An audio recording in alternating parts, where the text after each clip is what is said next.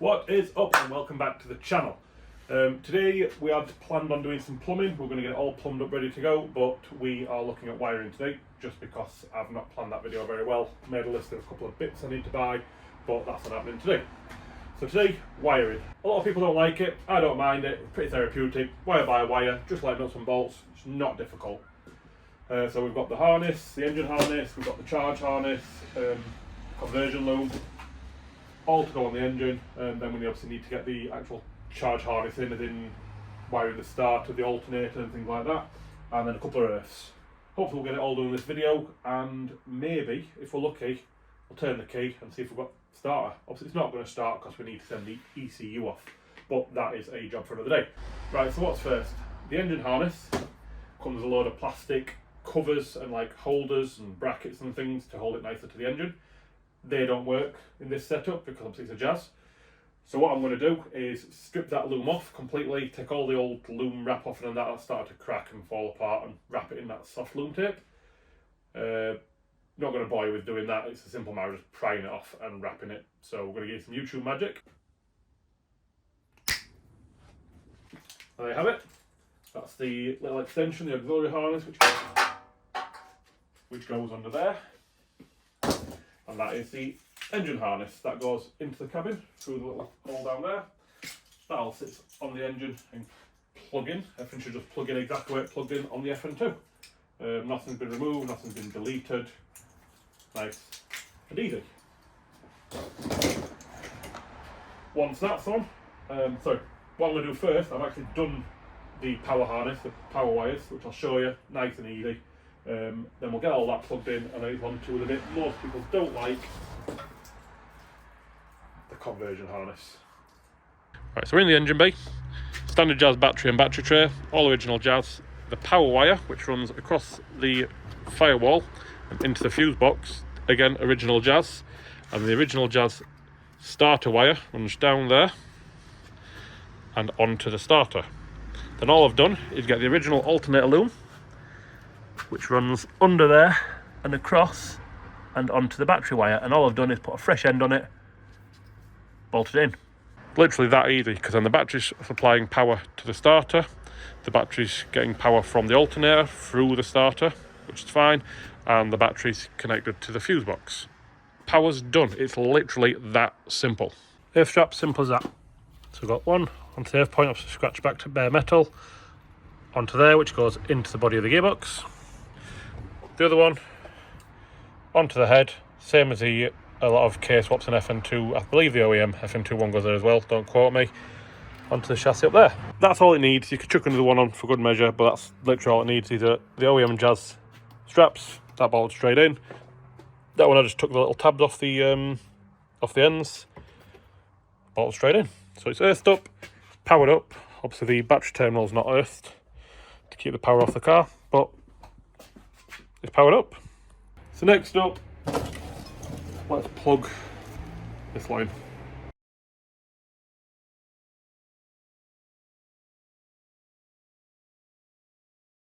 This is where we're up to. There's a bit of backing and to-ing and throwing, and I've pulled out the original engine loom because I forgot what some of the plugs were, so I've been marking them up. So obviously we've got the evap, for example. Couldn't find where it plugged in, and that's because obviously the evap stuff's no longer there. So I've just marked up so I don't forget. There was a gearbox one down there, I forgot, because it's got three. It's got 1, 2, 3. Maps on. That I've not plugged in yet, just because I want to remove the rail, feed it through this hole, and then it should sit a little bit nicer, in theory.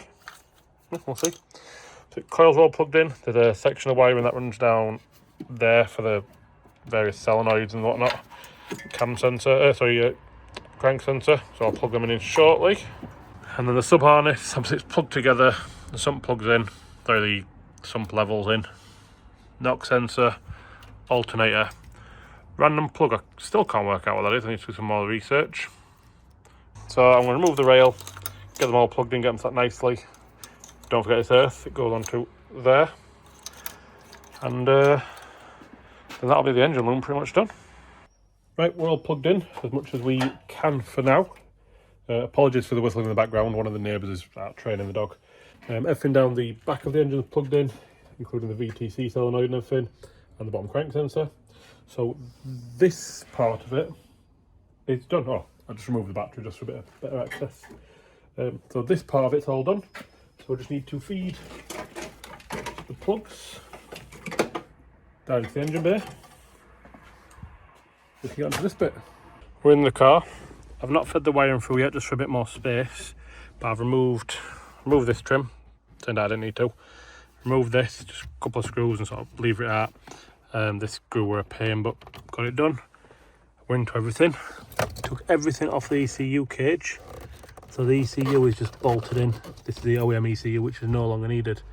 So we're going to undo the bolts, remove the ECU, and hopefully be able to get the FN2 ECU into this location, so we haven't got a lot of wiring hanging down. And we'll see. Apologise for the lack of action shots, but you can't really see a lot in here. It's a bit dark and tight and stuff. So what I've done, the factory ECU sits in there, which is this tiny little thing, quite cute. Struggled, but got the bolts out. Took the cage off the ECU and took the ECU bracket off. So there's loads more space in there now. That's my ECU bracket. Obviously the stock ECU sits that way. Yep, so that bolts to that. The cage bolts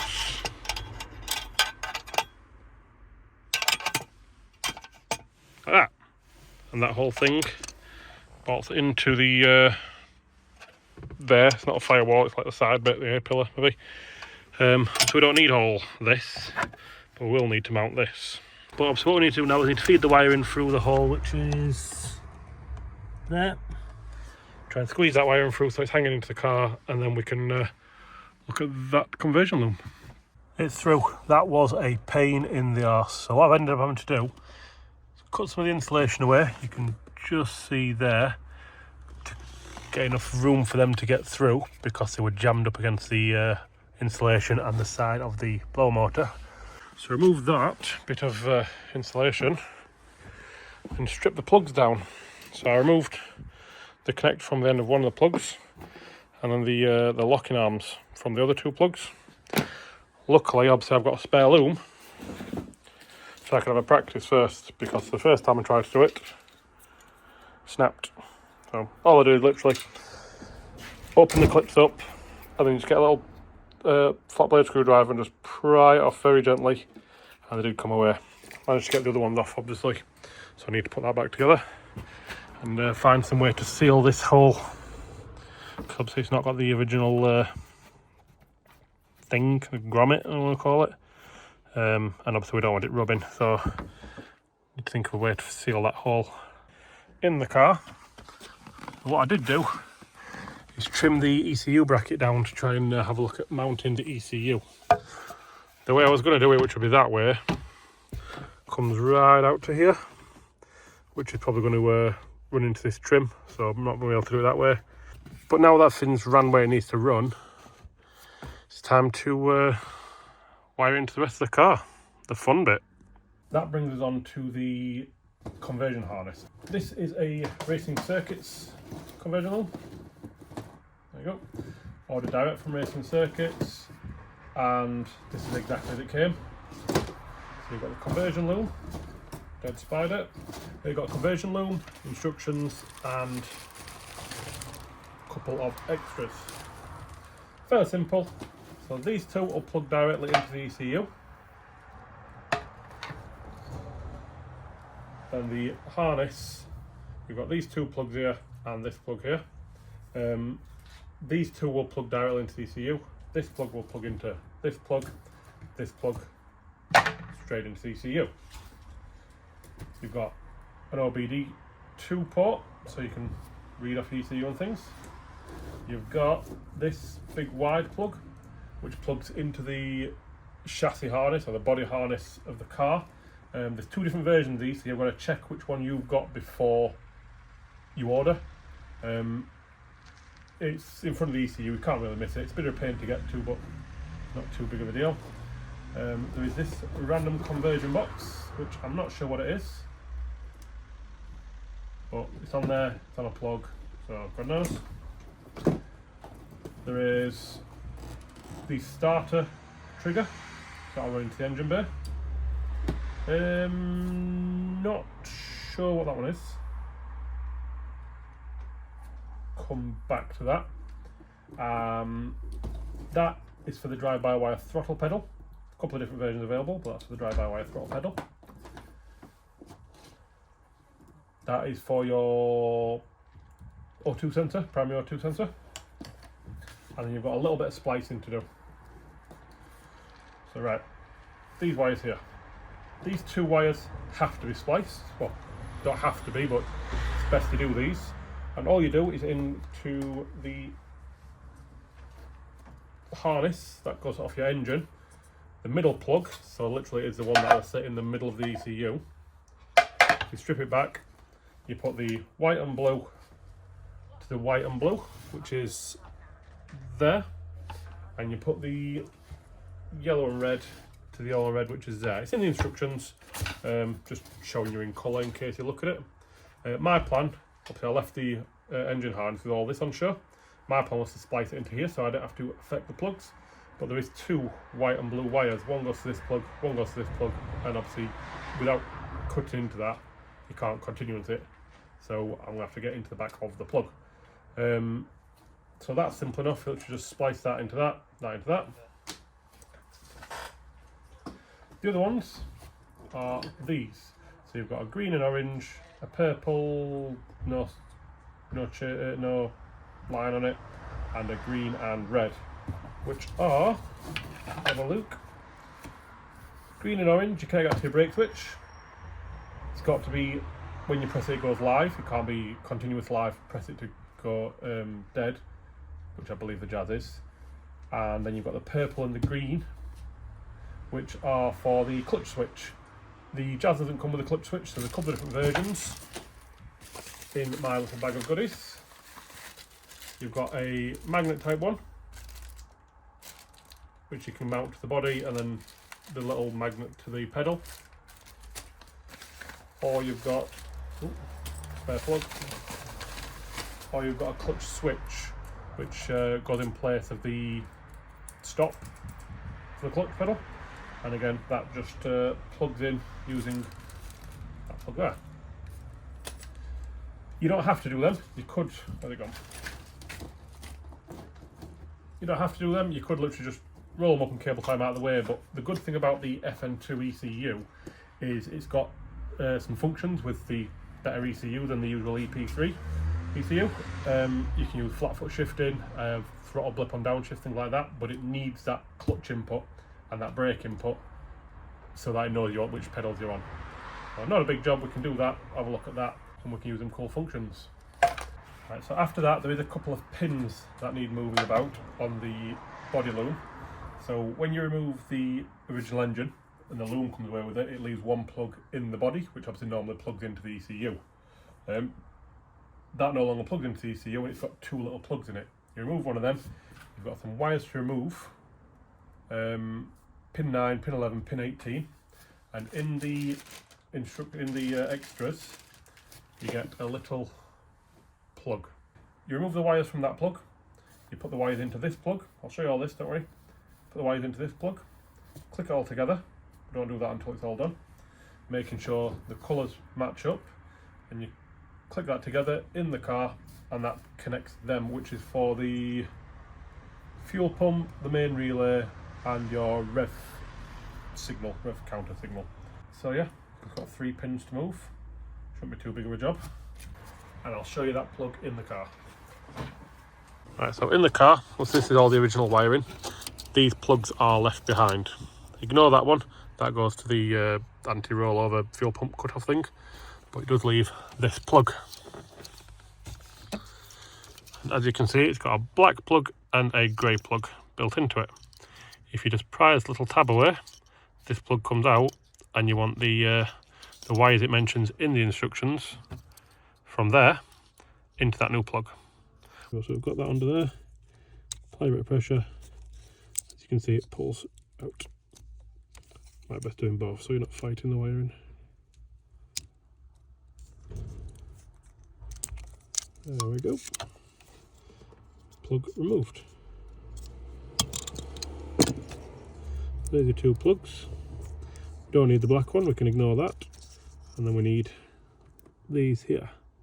Right, so in the car, we've got our tools, little picks. We've got our instructions. So on the car loom, we need pin 9, which is a green wire with a yellow chaser. If you look on here, there. Second one in from that end, green with a little yellow stripe. And all you do, get this, see the little thing, you point that down and you pull it out. It's a bit fidgety, but it is possible.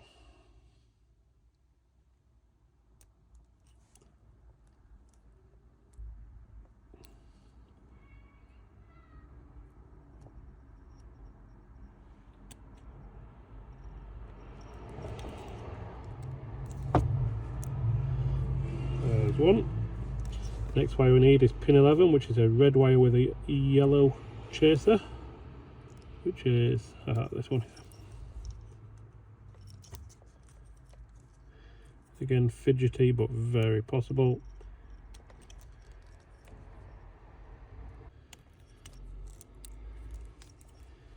And last but not least, we need pin 18, which is a straight blue wire, which is that one there. This one's a bit harder to get to, but there it is.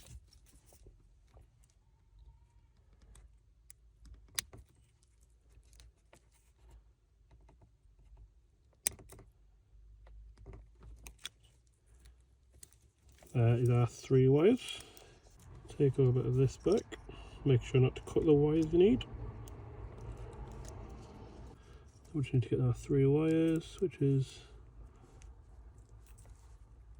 this one, and this one. Go back to our bag of goodies. Grab that little thing. Right, then according to the instructions, we'll obviously need, I brought the loom with me so I can confirm, because it doesn't actually say which number to put them in. It just says what it needs to be matched up to. So for example, the yellow green, which is this one, needs to match up with, sorry, the green yellow, which is this one, match up with the yellow green. So looking at it from this, it's 3rd pin along. So pop that in there. Do you hear that little click? Double click, in we go. Then the red yellow, which is this one here, needs matching up with the conversion harness again. Red yellow goes to white with the grey chaser, which is pin number 3, which is this one.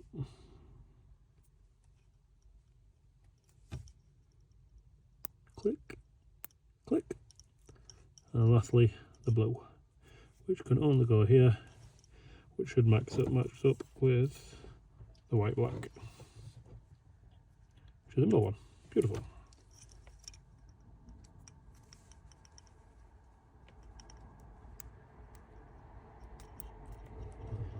Double click again and push that down, locked in. That plugs into that way around though. Sorted. Don't have to undo that now. Probably shouldn't have plugged that in yet. Oh, it's got a little tab there, it's fine. Got it undone. Tech tip, if you do what I've just done and plug it in prematurely, all I did was, that was clicked over like that. I just pop that in, just pried it just enough to pop it open, so not distorting that plug. That's all done, ready to go. They can be ignored or tied up or whatever. So yeah, that's all good. It's getting to a point now where everything's by torchlight. It's 4:30, 5 o'clock. It's getting a little bit dusky out, hard to pick up on camera. So I think I'm going to leave the wiring for today and come back to it. I'm going to continue it in this video, just leave it for today. And I'm going to look at mounting that ECU. So there's the bracket there. I'm going to remove it. I'm going to mock it up on that first, but I'm going to remove it and make a bracket for the ECU to sit on that, to bolt to it, so that at least that's in place. And I can do that in the garage where it's light and a little bit warmer. But in the garage, much better lighting. This is what I'm thinking for the plate. So that's the original bracket, bolts to the A-pillar in the car. This is the ECU. So what I've got is these 3 little aluminium standoffs, M6 threaded. Put it together, drawn around it, get a piece of aluminium plate, cut it to the line, weld them to it, and then you've got a bracket that fits nicely to the ECU. Once that's done, then obviously we can just bolt it to that. So all we need to do now is cut this out of aluminium, weld these to them. Right, it is getting a little bit late, so I'm going to come back to this another day. The same video for you, but catch you in 5 seconds. And we're back. It's the following weekend. Not really done a great deal. I did get the ECU mounted just because it's not really interesting to show, so I thought I'd just do it off camera, but I have got the ECU mounted in the OEM location. It's just a piece of aluminium, which I'll try and show you best I can. It's an aluminium sheet mounted to the original bracket with some little bosses welded to it. Oh, there we go, with some little bosses welded to it. All bolts in lovely. And the wires fit up in there. And it should all fit in behind all the glove box and all this type of stuff. Spot on. So today's job is going to be the, other thing I did, I removed the grommet from the OEM loom, the original jazz loom that is, and just, I don't know if you can see that down there. Alright, so this is where we're up to. That's that little bit of loom we modified earlier. That's the engine loom that comes through from the engine bay. This is the conversion loom, which is just laid loosely across there. So this lot will need to be mounted somewhere in here. These plug into the ECU and the loom. They plug into the ECU. That plugs into this big thing here. That plugs into that little one we modified earlier. The OBD port wants mounted under the dash somewhere over there. And then there's this thing, I don't know what this is, but that just wants, I don't know, I might get a bit of Velcro. Just Velcro it up out of the way somewhere where it's not going to get kicked. I'm not actually sure what it is. And then obviously these 2 wires will just need splicing into this plug. I'm thinking get the loom mostly ran, because I could do with, the other thing, nope. This one, the OBD thing. Under here is one of the original OBD plugs that comes down near the exhaust. So I'm thinking remove this and run this down the original one, maybe even try and keep the little original grommet. So I might chuck all this in the back out of the way, remove all this and have a look at running the loom in its place and get some cable ties loosely fitted to get it all up and out of the way. That one's just for the pedal, which obviously is going to be mounted over there. That's a job for another day. So yeah, let's get to it.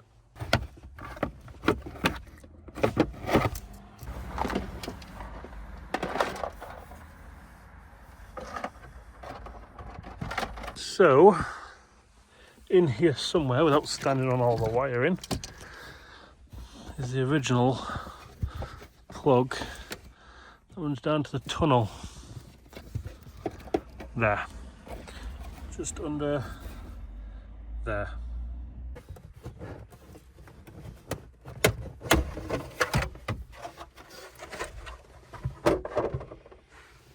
So there it is. Unplug it and pull it through.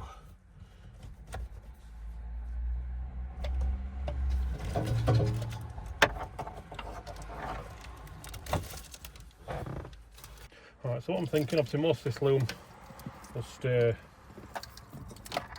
right here somewhere. This lot needs routing, so I can either route it under there, probably a bit lower than I'd like, or alternatively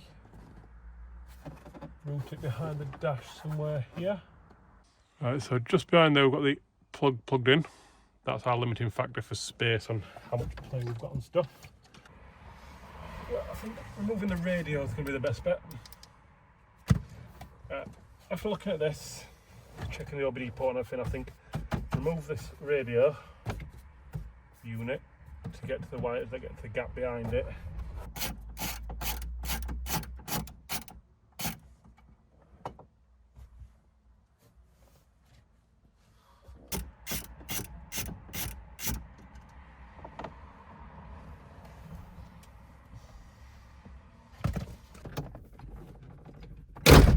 Jesus. Alright, sorry for the bad lighting, but the conversion loom is around there, look. It's just loosely at the minute. It goes down there with the original loom. And the one for the pedal, plenty of slack on it to play with over there.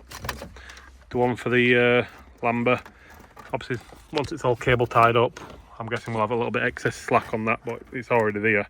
So all we need to really worry about is pinning them into that plug,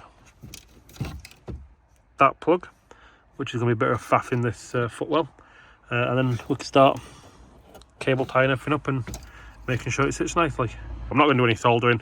I'm going to crimp them properly, not with the garbage bullet connectors, but proper crimps. Right, I've got your sail best I can. I've tucked away as much as I can get away with tucking away and pull all the loom into the footwell. I've got a selection of tools, got some crimps and some heat shrink. Got a heat gun out of shop. Then we've got some cutters, some smaller cutters, terminal crimper, wire stripper, selection of pokers and prodders, and a Stanley knife. That's going to go up into there. It's going to be that way around, and this is going to be lined up with them like that. So we need to take this cover off to unveil the wires underneath.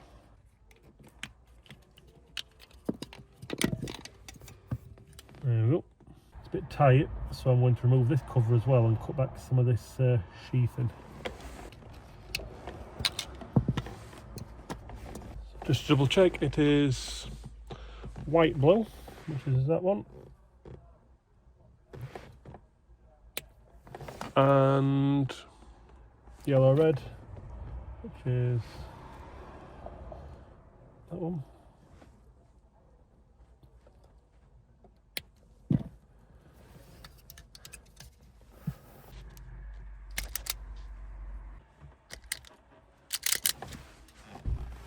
Next up is how much slack do we want on this?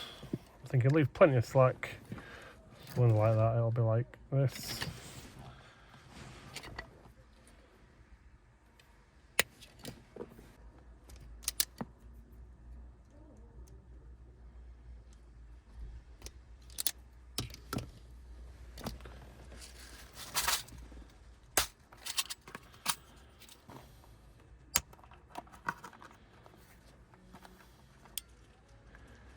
It ratchets as well, so it holds it.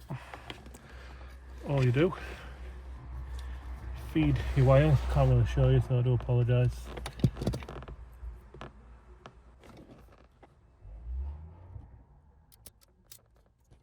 So that's that side all crimped up. Just need to do the same to this side, but include this wire when I can get hold of it. This wire here. Realistically, I should have done that side first. Ah, bugger. Great.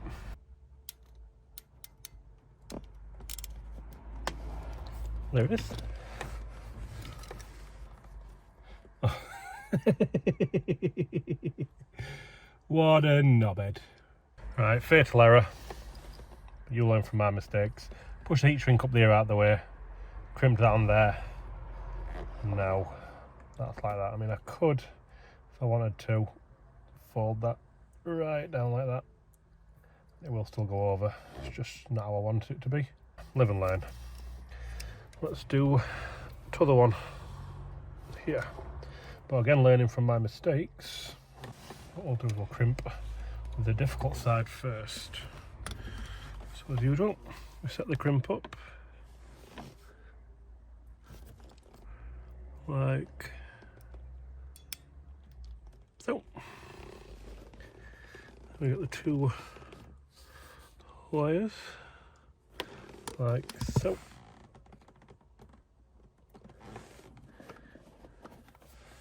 Then you poke them through like so. There we go. Crimped. I've got the heat shrink. Push it up and over like that. We got this one. We'll set the crimp up again. A bit fiddly. It's very doable.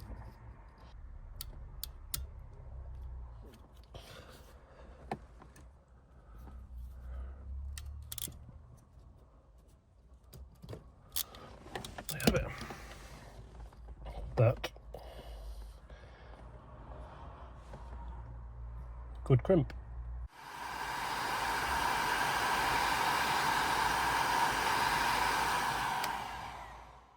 So it now goes like that. It goes like that, all plugs together. Just need to tie this up with a bit of loom tape. Plug it all in.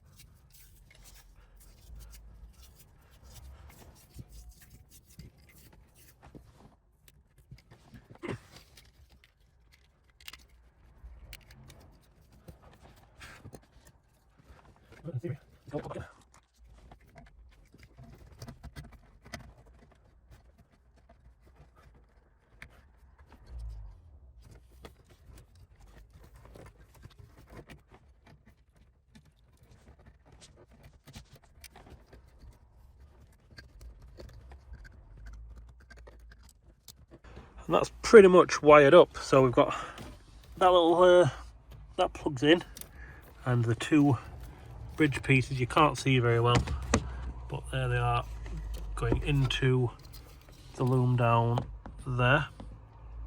There you can just see them. They're going to the loom. That's all cable tied out of the way. That's the piece we modified earlier, plugged in, ready to go. Cable tied out of the way. That's one of the plugs plugged in. Again, all cable tied out of the way, but we still get to the panel filter there. We run the pedal cable up across there and down into the footwell. That's the job for another day because we need to mount the pedal. And the lambda sensor I like to go underneath. So let's move this. The lambda sensor, the wire's there. It goes under with the rest of the loom. And it comes out here and down there. And then obviously there's the hole for the lambda. Plenty of slack on that. Just need to get a piece of Velcro or something and just sort of put that way it's not going to rub. I believe that's the speedo conversion, but not 100%. And then the OBD port, again, we'll just cable tie that to the original loom and just have it so it's easily accessible, but it's out of the way. This side of the wiring is all tied up. There's nothing else needed doing. So in theory, we should be able to put the front suspension together and put the shafts in, or at least put the inner cups in. Put some engine and gearbox oil in. Put the fuel line on, which should just plug in. And it should start, but we are running out of daylight. There's a couple more tweaks needed in that footwell for the flat foot shifting. And what's the other thing it does? Oh, throttle blip on downshift. But it's not a big job. So under here we've got a couple of wires here. So that one's for the brake switch, and these two are for the clutch switch. It's a bit of a pain all up in here. We can do the clutch switch on the bench. Just need to put a plug on there, and that just needs tapping into the brake switch, but don't actually need to do them to get it running. You can just cable tie them out of the way and it'll run and drive fine. But that's all done apart from they need tidying up. I've also wired on the switch for the clutch switch, sorry, the plug for the clutch switch, and I'll try and show you. I've installed, I'll come round. I've installed the clutch switch as well, which is that one there, set depth to the same as what it was originally, using the OE one. So that plug will plug in. I can't do the brake switch wire onto the brake switch because I need to check the live, which I can't do until it can put ignition on basically. But yeah, the wiring's pretty much done. Need to mount the pedal and I can plug that in and tidy all that up. So run that across there. It's coming together really well. I'm actually really happy with that progress. Right, so Vern has been a bit of a bad influence on me. We're not going to try and start it because it's got no oil in it, but we're going to cycle the ignition and see if the fuel pump primes. Because in theory, I'm not quite sure if the immobiliser will let it, but we can try, can't we? Well, let's see if you like it. That's the start. Wipers work.